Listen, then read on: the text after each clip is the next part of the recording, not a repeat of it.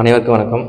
This is mask man. நம்ம எதை பற்றி டிஸ்கஸ் பண்ண போகிறோம் அப்படின்னு பார்த்தீங்கன்னா, சிஎஸ்கேவை தவால வச்சு ஃப்ரை பண்ணிகிட்டு இருக்காங்க. அது மாதிரி சிஎஸ்கே வந்து என்னென்னா தொடர்ந்து 3 மேட்சாக வந்து தோத்துட்ருக்கு. எல்லாருக்கும் பயங்கர டிசப்பாயின்மெண்ட்.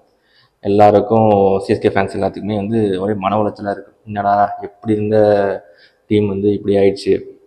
கடந்த 3 மேட்சாக வந்து கழுவி எல்லா ஃபேன்ஸும் ஊற்ற ஆரம்பிச்சிட்டாங்க. முக்கியமாக எல்லா ஃபேன்ஸும் டார்கெட் பண்ணுறது யாருன்னா தோனியை தான். சரி, தோனி டார்கெட் பண்ணுறது கரெக்டாக அப்படின்னு நம்ம பார்த்தோம் அப்படின்னா முழுக்க முழுக்க தப்பு. தோனி மேலே என்ன தப்புன்னு யோசிச்சு பார்த்தீங்கன்னா ஒரு தப்பும் இல்லை. அவர் சீக்கிரமாக இறங்குறது தான் தப்பு. அதுதான் எல்லோரும் சொல்லிகிட்டு இருக்காங்க. நல்லா யோசிச்சு பார்த்தீங்கன்னா பவுலர்ஸ் வந்து நல்லா ரன் கொடுக்குறாங்கன்னு வச்சுங்க, 180 200 ப்ளஸ் வந்து ஆப்போசிட் வந்து டீம் வந்து எடுக்கிறாங்க. ஸோ நம்ம சைட்லேருந்து 200 ப்ளஸ் இருக்குது, ஒரு 180 ப்ளஸ் இருக்குன்னா கண்டிப்பாக என்ன பண்ணியிருக்கணும், டாப் ஆர்டர் பேட்ஸ்மேன் வந்து ஒழுங்காக அதை கேரி அவுட் பண்ணி தூக்கிட்டு போயிருக்கணும். பட் வந்து நம்ம வந்து டாப் ஆர்டர் வந்து ரொம்ப ரொம்ப மோசமான நிலைமையில் இருக்குது. ருத்ராஜ் தவிர வேறு எவனுமே அடிக்க மாட்டேங்கிறான். ஸோ ஈஸியாக விக்கெட் விழுகுது, ரன் ரேட்டும் இல்லை. 13வது ஒரு 14 ஓவரில் தோனிக்கு வந்து 100 ரன் அடி, 80 ரன் அடி, 70 ரன் அடி அப்படின்னு சொன்னால் எப்படி இருக்கும்? தொடர்ந்து 3 மேட்சாக தோனிக்கு வந்து கடைசியில் தோனி தான் இறங்கிட்டு இருக்காப்புல. இறங்கி அவரால் என்ன முடியுதோ அதை அடிச்சுட்டு தான் இருக்காப்புல. கடைசியில் 30 ரன் 40 ரன் அவரால் என்ன முடியுதோ, 20 ரனும் 30 ரனும் ஏதோ அவரால் முடிஞ்சதை அடிச்சுட்டு இருக்காரு. பட் அவர்கிட்ட வந்து நீங்கள் எதிர்பார்க்குறது ரொம்ப அதிகமாக இருக்குது. நான் அது இல்லைன்னு சொல்ல வரல, அவர் அடிக்கக்கூடிய ஆள் தான். பட் அவரால் முடிஞ்சது தான் அவரால் பண்ண முடியும். நல்லா யோசிச்சு பாருங்கள். பவுலிங்லேயும் சொதப்பிட்டு, பேட்டிங்கு டாப் ஆர்டர் கோட்டை விட்டுட்டு எல்லா தலையிலும் வந்து தூக்கிட்டு வந்து தோனி தலையில் வச்சா எப்படி இருக்கும்?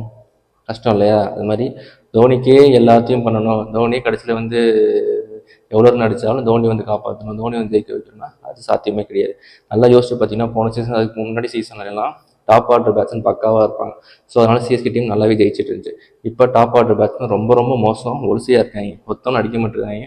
நல்லா வந்து ஏதோ காஜி அடிச்சுக்கிட்டு இருக்காங்க. அந்த மாதிரி டெஸ்ட் மேட்ச் மாதிரி ஆடிட்டு இருக்காங்க. ரன்னுக்கு ஏற்ற ஸ்கோர் இவங்க அடிக்க மாட்டேங்கிறாங்க. ஒன்லி பாலுக்கு ஏற்ற ரன் தான். ஒவ்வொரு பாலுக்கும் தட்டி ஒவ்வொரு ரன் எடுத்துக்கிட்டேன். ஸோ டாப் ஆர்டர் ஃபுல்லாக வேஸ்ட்டு. இதை அப்படி வச்சுக்கிட்டு கடைசியில் தோனிட்ட வந்து நீ ஆடுப்பா ஜெயிப்பானா எங்கே ஜெயிக்கிறது? ஒன்றும் ஜெயிக்க முடியாது. பவுலிங்லேயாவது நல்லா போடணும். பவுலிங்கே 180 200 அடிச்சுட்டு நீ பேட்டிங்கில் ஒழுங்காக ஆட விடாமல் தோனிகிட்ட வந்து கொடுத்து நீ ஆடுனா எப்படி ஆடுவார்? அவரால் முடிஞ்சதை ஆட முடியும். ஸோ அவருக்கும் ப்ரெஷர் இருக்கும் இல்லையா கடைசி நேரத்தில். ஸோ அவரால் முடிஞ்சது கடைசியில் வந்து ஆடுறாரு, இல்லைன்னு சொல்ல வரல.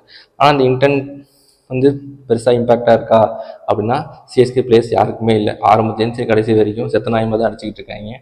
எல்லாருக்குமே மன வருத்தம் தான். பட் இருந்தாலும் 5 டைம் கப் அடிச்சிருக்கோம், சும்மா அடிக்கலை. கப் அடிக்காதவனா நம்மளை வந்து கலாய்ச்சிட்டு இருக்க நிலமையில நம்ம இருக்கோம். ஸோ அவங்க கலாய்க்கிறது அவன் தகுதியும் முதல்ல கிடையாது. ஏன்னா ஒரு கப் 2 கப் வச்சிருக்கவன், கப்பே அடிக்காதவன் நம்மளுக்கு ஈக்குவலாக கப் வச்சுருக்கோம், நம்மளை கலாய்ச்சிக்கிட்டு இருக்கான். நம்மளோட எவனுமே அதிகமாக கப் வச்சவும் இல்லை. ஸோ நம்ம வந்து இது ஒரு டவுன்ஃபால் தான், நான் இல்லைன்னு சொல்ல வரல. பட் இதுலேருந்து பவுன்ஸ் பேக் ஆகி கண்டிப்பாக வரும்.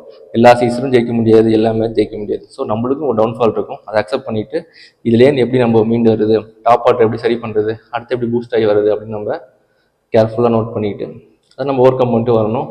Always support Dhoni. Let's see in another video. Tata, bye bye, take care.